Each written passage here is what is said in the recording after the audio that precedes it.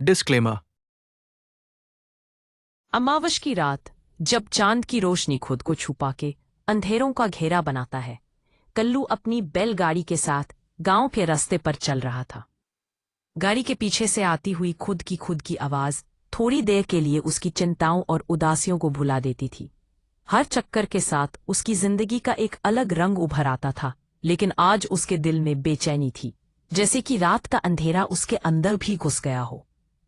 तल्लू छोटे से गांव का एक आम आदमी था, जिसे अपने दोस्तों से जुदा रहना पसंद नहीं था।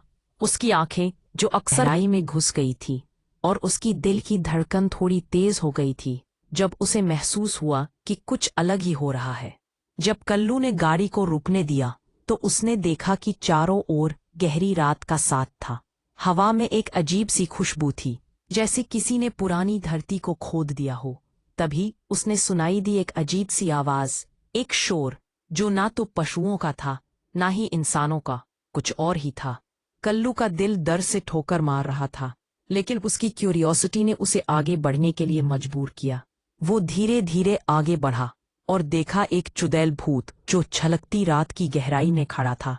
उसका चेहरा भयानक था, आंखें चमकती हुई और बालों की लहराते रात के अंधेरे में घंटी का काम कर रही थी। कल्लू ने सोचा, क्या यह सिर्फ मेरी कल्पना है या फिर सच में कुछ अजीब है। उसकी आत्मा ने डर से झटका खाया, लेकिन उसने अपने आप को संभाला। चुड़ैल की तरफ देखता हुआ कल्लू को महसूस हुआ कि उसकी भयानक शक्ल के पीछे एक कहानी छुपी हुई है।